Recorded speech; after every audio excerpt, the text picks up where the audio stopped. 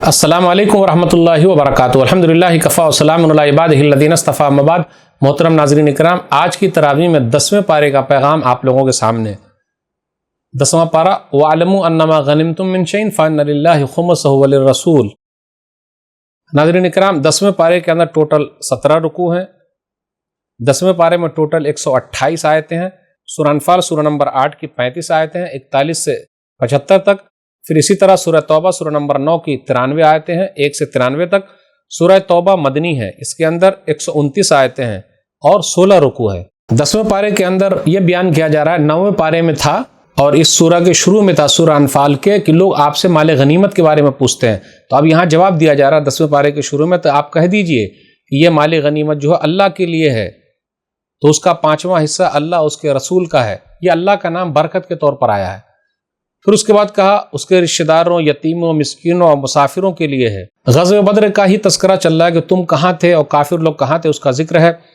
پھر اس کے بعد یہ بیان کیا جا رہا ہے کہ اے ایمان والو، جب تم دشمن کے سامنے کھڑے ہو تو ثابت قدم رہو اور اللہ تعالیٰ کو بہت زیادہ یاد کرو، شاید کہ تم کامیاب ہو جاؤ۔ پھر اس کے بعد بیان کیا جا رہا ہے وَأَطِیعُوا اللَّهَ وَرَسُولَهُ وَلَا تَنَازَعُوا فَتَفْشَلُوا وَتَذْهَبَ رِیحُکُم وَاصْبِرُوا إِنَّ اللَّهَ مَعَ الصَّابِرِینَ۔ آیت نمبر 46 میں، اے ایمان والو، اللہ اس کے رسول کی اطاعت کرو، آپس میں جھگڑا نہ کرو، ورنہ تم بزدل ہو جاؤ گے اور تمہاری ہوا اکھڑ جائے گی، اور صبر سے کام لو، ان اللہ مع الصابرین، بے شک اللہ صبر کرنے والوں کے ساتھ ہے۔ پھر کہا جا رہا ہے کہ دیکھو اتراتے ہوئے نہ چلو۔ پھر اس کے بعد یہ بیان کیا جا رہا ہے شیطان جو ہے انسانی شکل میں کس طریقے سے آیا کافروں کے پاس اور کہا آج میں تمہاری مدد کرنے کے لیے آیا ہوں، لیکن جیسے اس نے دیکھا فرشتوں کا نزول ہو رہا ہے، نکص علی عقبیہ، پیٹ پھیر کر بھاگا، ایڑیوں کے بل بھاگا اور کہا جی انی بریء منکم انی اری ما لا ترون، کہنے لگا بے شک میں تم سے بری ہوں، بے شک میں وہ دیکھتا ہوں جو تم نہیں دیکھتے۔ پھر اس کے بعد ان لوگوں کا تذکرہ ہو رہا ہے جو منافق ہیں، جن کے دلوں میں بیماری ہے۔ کہا جا رہا ہے کہ جب کافروں کی روح قبض کرنے کے لیے فرشتے آتے ہیں تو کس طریقے سے چہرے پر پیٹھ پر مارتے ہیں۔ اس کے بعد آگے یہ بیان کیا جا رہا ہے اللہ کسی کی نعمت نہیں چھینتا جب تک کہ خود ہی لوگ اس لائق نہ ہو جائیں کہ ان کی نعمت لے لی جائے۔ ذالک بان اللہ لم یکن مغیرا نعمۃ انعمها علی قوم حتی یغیروا ما بانفسہم وان اللہ سمیع علیم۔ یہ اس لیے ہوا کہ اللہ کوئی نعمت جو اس نے کسی قوم کو عطا کی اس وقت تک نہیں بدلتا جب تک کہ قوم خود اپنے نفسوں کی حالت کو نہیں بدل دیتی۔ اس کے بعد آگے یہ بیان کیا جا رہا ہے کہ وَأَعِدُّوا لَهُمْ مَا اسْتَطَعْتُم مِّن قُوَّةٍ، آیت نمبر 60 میں، کہ تم سے جہاں تک ہو سکے کافروں سے مقابلے کے لیے پوری تیاری کرو۔ تیاری ہر طرح کے حساب سے ہو سکتا ہے، تیر اندازی بھی ہے، ابھی آج کل کے حساب سے ٹینک ہے اور ہوائی جہاز ہے، پھر اسی طرح پانی کا جہاز ہے، یعنی جو جو چیز ہو سکتی ہے وہ پوری طریقے سے تیاری کرو۔ آگے بیان کیا جا رہا ہے لَوْ أَنفَقْتَ مَا فِي الْأَرْضِ جَمِيعًا مَا أَلَّفْتَ بَيْنَ قُلُوبِهِمْ وَلَٰكِنَّ اللَّهَ أَلَّفَ بَيْنَهُمْ إِنَّهُ عَزِيزٌ حَكِيمٌ، کہ اگر آپ زمین بھر کا بھی مال خرچ کر دیتے تاکہ آپ لوگوں کے دلوں میں محبت پیدا کریں، لیکن آپ پیدا نہیں کر سکتے تھے، اللہ ہی جس کے دلوں میں چاہتا ہے محبت پیدا کرتا ہے۔ پھر آگے بیان کیا جا رہا ہے اے نبی صلی اللہ علیہ وسلم اللہ آپ کے لیے کافی ہے۔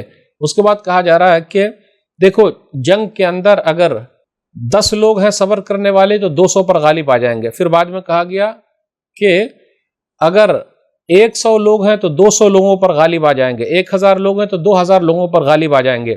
اب یہ حالات کے اعتبار سے ہے۔ پھر اس کے بعد آیت نمبر 67-68 پر غور کیجئے کہ جو قیدی بنائے گئے تھے غزوہ بدر کے اندر 70 قیدی بنائے گئے تھے کافروں میں سے۔ ہونا تو یہ چاہیے تھا کہ یہ کفار کے سرغنہ تھے اور سردار لوگ تھے، لیکن نبی صلی اللہ علیہ وسلم نے آپس میں مشورہ کیا اور کہا، تو ابو بکر صدیق رضی اللہ تعالیٰ عنہ نے کہا جیسی آپ کی رائے، عمر بن خطاب رضی اللہ تعالیٰ عنہ نے کہا کہ نہیں ان کی کمر توڑنی ضروری ہے، اور اللہ تعالیٰ نے عمر بن خطاب رضی اللہ تعالیٰ عنہ کی رائے ہی میں قرآن کی آیتیں اتاری۔ لیکن امام وقت کو یہ اختیار حاصل ہے، وہ جو فیصلہ کرے وہ فیصلہ چلے گا۔ تو بالآخر وہی ہوا کہ امام وقت نے یعنی نبی صلی اللہ علیہ وسلم نے فیصلہ کیا کہ ان کو فدیہ لے کر چھوڑ دیا جائے، جو بچوں کو پڑھانا ہے ہمارے بچوں کو پڑھا دے، پھر ہم ان کو چھوڑ دیں گے۔ بالآخر وہی ہوا، 70 قیدی بنائے گئے تھے، پھر وہ لوگ 70 مارے بھی گئے تھے، تو جو قیدی لوگ تھے ان کو چھوڑ دیا گیا۔ پھر آگے ایمان والوں کا تذکرہ ہے، مہاجرین کا تذکرہ ہے، اللہ کے راستے میں جو نکلے ہیں ان کا تذکرہ ہے، پھر اسی طرح جو ان کی مدد کرنے والے ہیں ان کا ذکر ہے۔ پھر اسی طرح بیان کیا جا رہا ہے اخیر کی آیت میں ان اللہ بکل شیء علیم، اللہ تعالیٰ ہر چیز کو خوب جاننے والا ہے۔ اس کے بعد سورہ توبہ ہے، یہ مدنی سورہ ہے، اس کے اندر 129 آیتیں ہیں اور 16 رکوع ہے۔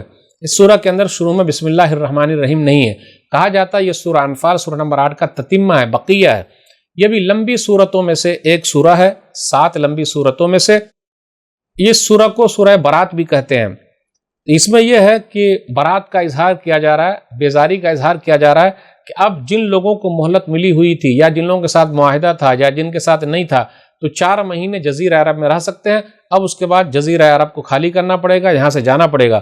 براۃ من اللہ ورسولہ الی الذین عاہدتم من المشرکین فسیحوا فی الارض 4 اشہر واعلموا انکم غیر معجزی اللہ وان اللہ مخزی الکافرین۔ پھر اس کے بعد یہ کہا گیا کہ جن کو مہلت دی گئی 4 مہینے تک کی، پھر بھی اگر نہیں نکلے، مہلت ختم ہو جائے تو کیا کرنا ہے؟ فاقتلوا المشرکین حیث وجدتموہم، جہاں کہیں تم مشرکوں کو پاؤ انہیں قتل کرو۔ تو یہ ہر ایک کے لیے نہیں ہے، جن کے ساتھ معاہدہ تھا، جن کو تنبیہ کی گئی تھی، جن سے کہا گیا تھا، اس کے بعد بھی اگر رکے رہے تو ان کے ساتھ یہ مسئلہ ہے۔ پھر اس کے بعد یہ کہا گیا کہ اگر توبہ استغفار کرے، نماز قائم کرے، زکوٰۃ ادا کرے تو ان کا راستہ روک دو۔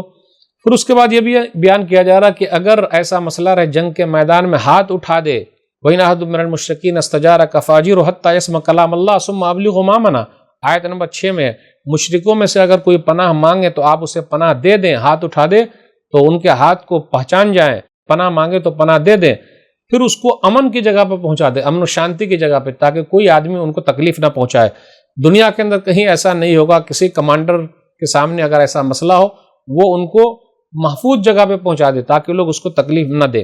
بیان کیا جا رہا جن لوگوں نے عہد و پیمان کو توڑ دیا، پھر جن لوگوں نے رسول کو نکالنے کا ارادہ کیا، مومنوں کو نکالنے کا ارادہ کہ فقاتلوا ائمۃ الکفر، یہ کفر کے سرغنہ ہے، سردار ہے، تم ان سے لڑو۔ پھر آگے یہ بیان کیا جا رہا ہے کہ مسجدوں کو آباد کون کرتے ہیں؟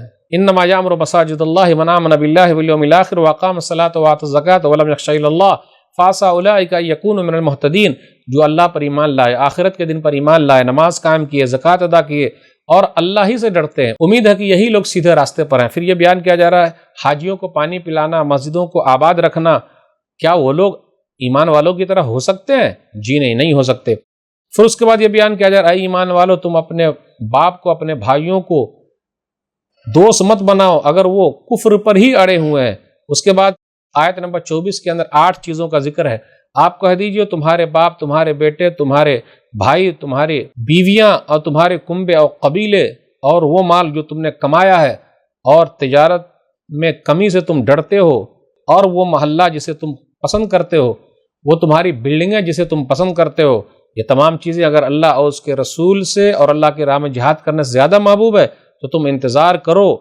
احب الیکم من اللہ ورسولہ وجہاد فی سبیلہ فتربصوا حتی یاتی اللہ بامرہ، اللہ اپنا حکم لے آئے، واللہ لا یہدی القوم الفاسقین، اور اللہ نافرمان لوگوں کو ہدایت نہیں دیتا۔ اب اس کے بعد آیت نمبر 25، 26، 27 کے اندر ہے غزوہ حنین کا تذکرہ ہے۔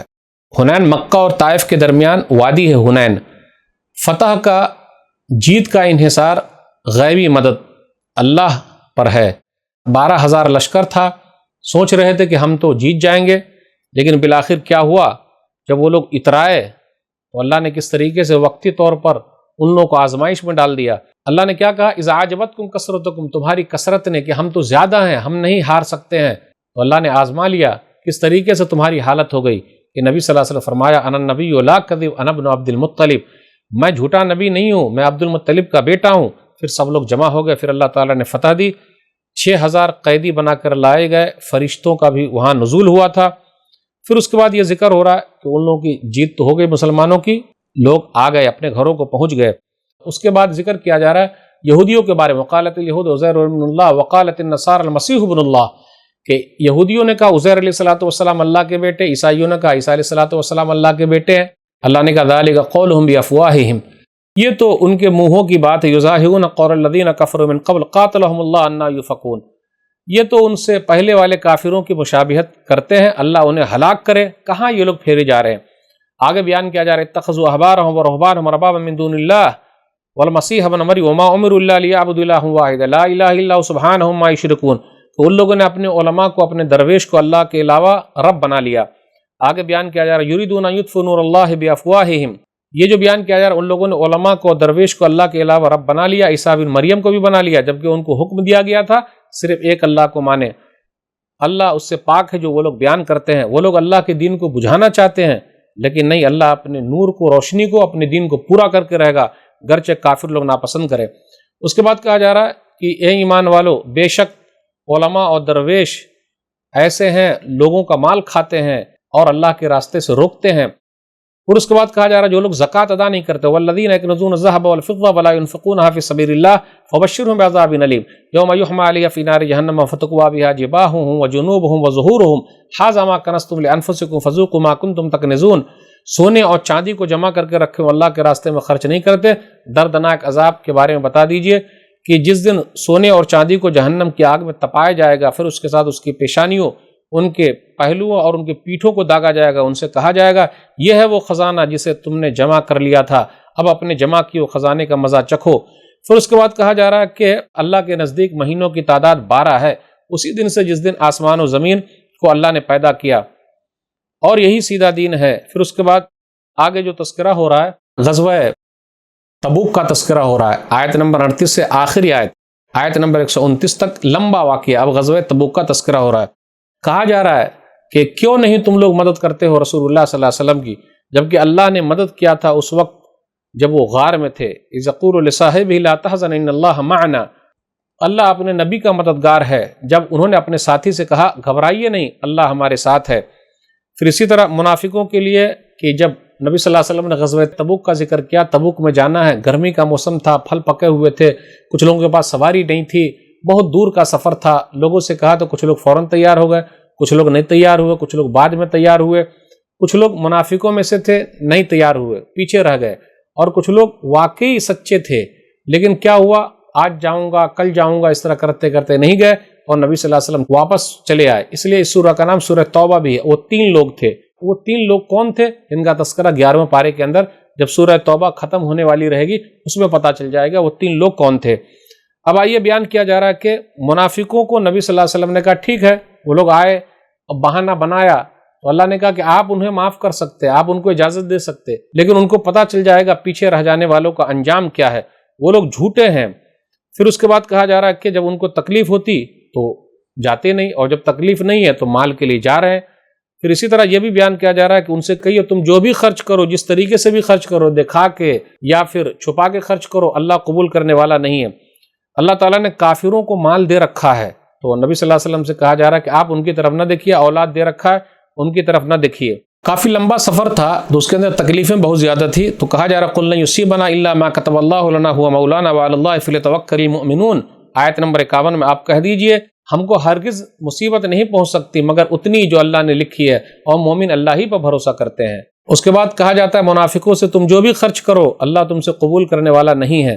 اس کے بعد کہا جا رہا فلا تعجبک اموالهم ولا اولادهم، ان کے مال اور ان کے اولاد آپ کو تعجب اور حیرت میں نہ ڈال دے، بس یہ دنیاوی زندگی میں ان کے لیے عذاب ہی تو ہے۔ پھر اس کے بعد کہا جا رہا ومنهم من یلمزک فی الصدقات، منافقین میں سے بعض ایسے ہیں جو صدقات کی تقسیم میں آپ پر لعن و طعن کرتے ہیں۔ پھر اس کے بعد یہ بیان کیا جا رہا کہ زکوٰۃ کس کو دینا ہے، آیت نمبر 60 پر غور کیجئے، اس کے اندر 8 لوگوں کا تذکرہ، انما صدقات للفقراء والمساکین والعاملین علیہا والمؤلفۃ قلوبهم وفی الرقاب والغارمین وفی سبیل اللہ وابن السبیل فریضۃ من اللہ واللہ علیم حکیم۔ زکوٰۃ تو صرف فقیروں، مسکینوں اور ان کی وصولی پر مقرر اہل کاروں کے لیے، اور ان کے لیے جن کے دلوں میں الفت ڈالنا مقصود ہو، گردن چھڑانے کے لیے، قرض داروں کا قرض اتارنے کے لیے، اور اللہ کی راہ میں اور مسافروں کی مدد کے لیے، یہ اللہ کی طرف سے فریضہ، اور اللہ خوب جاننے والا، خوب حکمت والا ہے۔ پھر اس کے بعد یہ بیان کیا جا رہا ہے وہ لوگ آپ کے پاس آئیں گے، آپ کو قسم کھا کر راضی کرنا چاہیں گے کہ ہم وہاں نہیں جا سکے، غزوہ تبوک میں ایسا ہو گیا ویسا ہو گیا۔ نبی صلی اللہ علیہ وسلم پر وہ لوگ یہ بھی الزام لگاتے ہیں کہ آپ تو کان کے بہت پتلے، ہر ایک کی بات سنتے ہیں۔ منافقوں کا تذکرہ ہو رہا ہے کہ منافق مرد اور عورت ایک ہی جیسے ہیں، وہ برائی کا حکم دیتے ہیں، بھلائیوں سے روکتے ہیں، اور اپنے ہاتھ کو بند رکھے ہوئے ہیں۔ نسوا اللہ فنسیہم، ان لوگوں نے اللہ کو بھلا دیا تو اللہ نے بھی بھلا دیا، ان کا ٹھکانہ جہنم ہے۔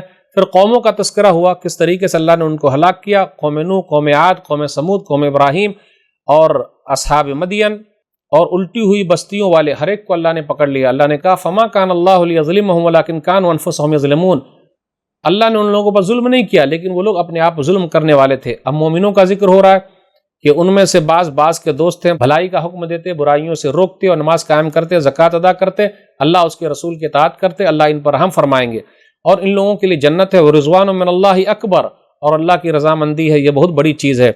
اس کے بعد منافقوں کا ذکر ہو رہا ہے، نبی صلی اللہ علیہ وسلم گھاٹی سے گزر رہے تھے، وہ لوگ آپ کے اوپر پتھر گرانا چاہتے تھے لیکن اللہ تعالیٰ نے بچا لیا آپ کو۔ وَهَمُّوا بِمَا لَمْ يَنَالُوا، ان لوگوں نے ارادہ کیا لیکن اس میں وہ لوگ کامیاب نہیں ہوئے۔ منافقوں میں سے کچھ لوگ ایسے ہیں جو یہ کہتے ہیں کہ اگر اللہ ہم کو مال دے گا تو ہم صدقہ و خیرات کریں گے، لیکن جب اللہ نے دیا وہ لوگ بخیلی کر بیٹھے۔ پھر آگے یہ بیان کیا جاتا ہے کہ وہ لوگ ایمان والوں کا بھی مذاق اڑاتے ہیں۔ پھر اس کے بعد نبی صلی اللہ علیہ وسلم سے کہا جاتا ہے کہ آپ ان کے لیے 70 بار بھی استغفار کریں گے تو اللہ معاف نہیں کرے گا۔ پھر اس کے بعد آگے بیان کیا جا رہا ہے آیت نمبر 84 میں وَلَا تُصَلِّ عَلَىٰ أَحَدٍ مِّنْهُمْ مَاتَ أَبَدًا وَلَا تَقُمْ عَلَىٰ قَبْرِهِ إِنَّهُمْ كَفَرُوا بِاللَّهِ وَرَسُولِهِ وَمَاتُوا وَهُمْ فَاسِقُونَ، کہ آپ ان کی جنازے کی نماز مت پڑھیے، ان کے قبر کے پاس مت جائیے۔ نبی صلی اللہ علیہ وسلم عبداللہ بن ابی بن سلول کے جنازے کی نماز پڑھنا چاہتے تھے تو اللہ نے منع کر دیا۔ اب اس کے بعد یہ ذکر ہو رہا ہے کہ یہ لوگ تو ایسے منافقین لوگ جو غزوہ تبوک میں نہیں گئے، رضوا بأن یکونوا مع الخوالف، وہ پیچھے رہ جانے والی عورتوں کی طرح، اور اللہ نے ان کے دلوں پر مہر لگا دیا ہے۔ 10ویں پارے کے اخیر میں بیان کیا جا رہا ہے کہ ہاں، جہاد سے پیچھے رہ جانے کی رخصت کن کو ملی تھی؟ ہاں، وہ لوگ بیچارے ہیں جو کمزور تھے، پھر اسی طرح جو بیمار تھے اور جن کے پاس خرچہ نہیں تھا اور جو جانا چاہتے تھے، نبی صلی اللہ علیہ وسلم کے پاس بھی آئے لیکن آپ صلی اللہ علیہ وسلم کے پاس بھی نہیں ہے کہ آپ ان کو دیں۔ البتہ سزا کا راستہ ان کے لیے ہے جو مالدار ہیں لیکن نہیں گئے، رضوا بأن یکونوا مع الخوالف وطبع اللہ علی قلوبہم فہم لا یعلمون، وہ اس بات پر خوش ہے کہ پیچھے رہ جانے والی عورتوں کے ساتھ رہیں اور اللہ نے ان کے دلوں پر مہر لگا دی ہے، لہٰذا اب وہ کچھ نہیں جانتے۔ اب اس کے بعد کیا ہوا؟ جب نبی صلی اللہ علیہ وسلم واپس آئے غزوہ تبوک سے، اب اس کے بعد کیا ہوا اس کا تذکرہ 11ویں پارے کے شروع کے اندر رہے گا انشاءاللہ۔ تو آج 10ویں پارے میں بس اتنا ہی۔ اللہ سے دعا ہے کہ اللہ تعالی ہم لوگ قرآن کریم کو پڑھنے، سمجھنے، عمل کرنے اور لوگوں تک پہنچانے کی توفیق دے، آمین۔ والسلام علیکم ورحمۃ اللہ وبرکاتہ۔ البر کی ساری ایکٹیویٹیز آپ لوگوں ہی کے تعاون سے چلتی آ رہی ہے۔ اس لاک ڈاؤن میں ہم آپ کے پاس تو نہیں پہنچ سکتے، لیکن آپ اپنی زکوٰۃ و صدقات ہم تک آن لائن پہنچا سکتے ہیں۔ سپورٹ البر۔